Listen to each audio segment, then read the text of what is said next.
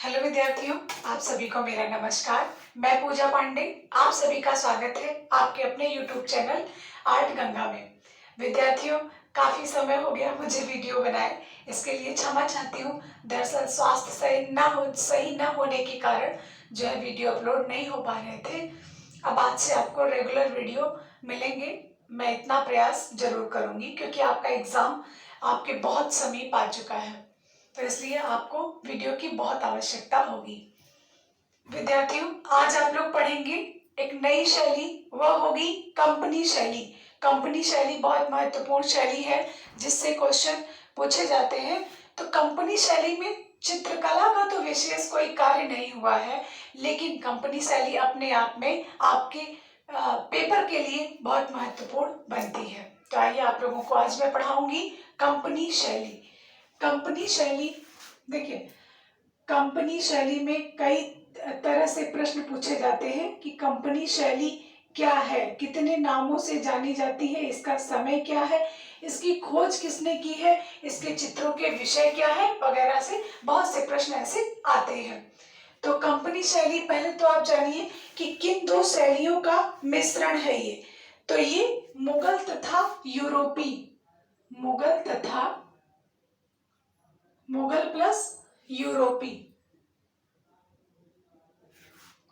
Plus यूरोपी company शैली, ऐसे भी पूछता है किन दो शैलियों का मिश्रण है कंपनी शैली। कंपनी शैली किन दो शैलियों का मिश्रण है, तो मुगल तथा यूरोपी शैलियों का, दो शैलियों का मिश्रण है कंपनी शैली। ऐसे भी प्रश्न आते हैं। तो ये मोस्ट इंपॉर्टेंट लाइन आपकी बनती है कि कंपनी शैली किन दो शैलियों का मिश्रण है, तो मुगल और यूरोपी शैली का मिश्रण है। फिर इसका समय क्या है, तो इसका समय है 19वीं शताब्दी। इसका समय है 19वीं शताब्दी। देखिए, ये जो समय था ये भारतीय चित्रकला का एक तरीके से बुझा हुआ समय था, पतन का समय था। यहाँ पर भारतीय चित्रकला अपने पतन को प्राप्त हो चुकी थी, हो नहीं रही थी, हो चुकी थी। तो यह भारतीय चित्रकला का पतन का समय था, भारतीय चित्रकला के पतन का समय था, पतन का समय था। अब देखिए विद्यार्थियों, इस शैली को कितने नामों से जाना जाता है, इस शैली को कितने नामों से जाना जाता है, तो इस शैली को कंपनी शैली,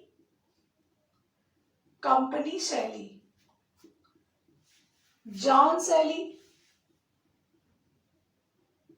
कंपनी शैली, जॉन शैली, फिरंगी शैली,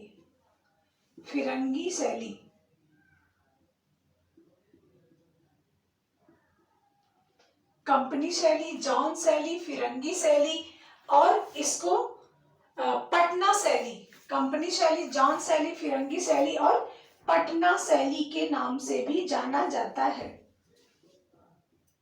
पटना शैली, इतने तो नामों से यह शैली जानी जाती है। देखिए, ये कंपनी शैली, कंपनी अधिकारी जो हमारे भारत में अंग्रेज आए थे, उनको कंपनी के नाम से जाना जाता था, इसलिए इस शैली को कंपनी शैली के नाम से जाना जाता है। जॉन शैली से क्यों कहते हैं, कंपनी अधिकारियों को जॉन कहते थे, इसलिए इस शैली को जॉन शैली भी कहते हैं। फिरंगी शैली क्यों कहते हैं, फिरंगी मतलब अंग्रेज थे, इसीलिए इसको फिरंगी शैली भी कहते हैं। पटना शैली, इसका मुख्य केंद्र पटना था, इसका मुख्य केंद्र क्या था, पटना था, इसीलिए इस शैली को पटना शैली के नाम से भी जानते हैं। अब इसकी खोज किसने की थी, इसकी खोज 1943 में पीसी मानक ने इस शैली की खोज की थी। यह भी प्रश्न बहुत इंपॉर्टेंट बन सकता है कि कंपनी शैली की खोज किसने की थी, तो कंपनी शैली की खोज पीसी मानक ने की थी। मोस्ट इंपॉर्टेंट प्रश्न यह बन सकता है। अब बात आती है चित्रण विषय की। तो यहाँ के जो चित्रण विषय हैं वो क्या रहे हैं? तो यहाँ का जो चित्रण विषय है वह जन सामान्य रहा है। यहाँ का जो चित्रण विषय है, चित्रण विषय जन सामान्य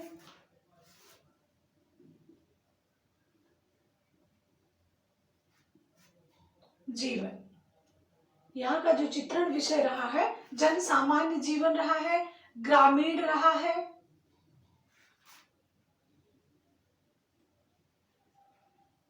माध्यम क्या रहा है? माध्यम मतलब कि यहाँ के चित्रकार किस धरातल का प्रयोग करते थे और कौन से रंग का प्रयोग करते थे।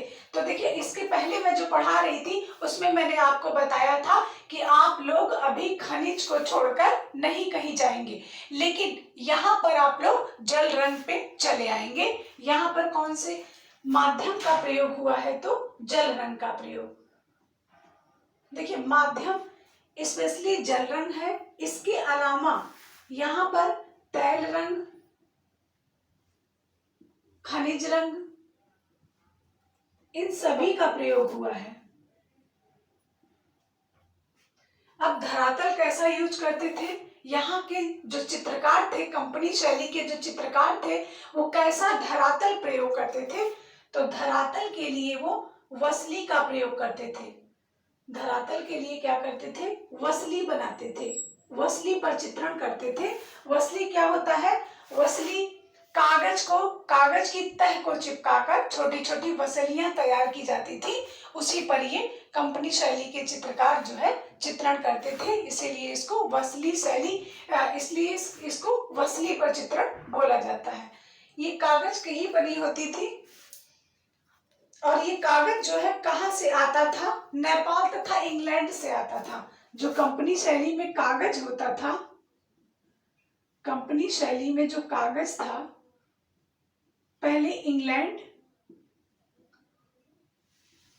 और इसके बाद में नेपाल से भी आता था।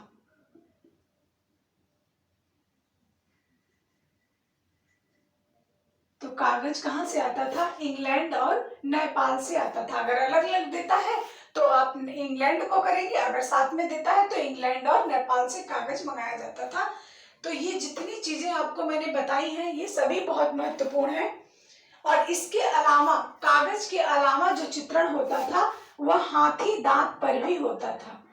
कागज के अलावा चित्रण किस पर होता था? हाथी दांत पर भी होता था। जो हाथी दांत पर चित्रण होता था वह व्यक्ति चित्रण होता था। और किसका व्यक्ति चित्रण होता था? तो वह अंग्रेज अधिकारियों का व्यक्ति चित्रण होता था। अंग्रेज अधिकारियों की जो छवि बनाई जाती थी वो इसी हाथी दांत पर बनाई जाती थी। देखिए विद्यार्थियों, यहाँ की जो चित्रकला शैली है वह एक निर्जीव, जैसे निर्जीव होता है, उसमें कोई भाव नहीं, कोई रस नहीं, इस तरीके के चित्र यहाँ पर बनाए गए हैं। यहाँ पर किसी चित्र में भाव नहीं दिखेगा, चित्र में कुछ ऐसा आपको नजर नहीं आएगा। आप इनके चित्रों को देखेंगे तो खुद ब खुद समझ जाएंगे कि यहाँ के चित्र निर्जीव, नीरस टाइप के बने हैं।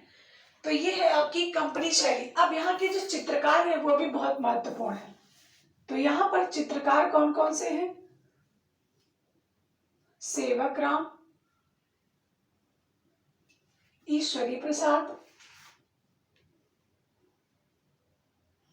लालचंद, झुमक लाल, ये सभी चित्रकार यहाँ पर, इन सभी चित्रकारों ने यहाँ पर कार्य किया है। तो ये है आपकी कंपनी शैली। मुझे पूर्ण विश्वास है कि आपको मेरा पढ़ाना बहुत अच्छा लगता होगा, बहुत समझ में आता होगा विद्यार्थियों, और इसी उद्देश्य से मैं आप लोगों को पढ़ाती भी हूँ। तो ये आपकी कंपनी शैली है, इसको बढ़िया से तैयार करिएगा, क्योंकि यहाँ से 2 प्रश्न 3 प्रश्न जरूर बनते हैं, इसलिए यह आपके लिए बहुत महत्वपूर्ण होने वाली है। धन्यवाद विद्यार्थियों, ऐसे पढ़ते रहिए, आगे बढ़ते रहिए। इन्हीं शुभकामनाओं के साथ हम आपको अपने नेक्स्ट वीडियो में मिलेंगे। नमस्कार।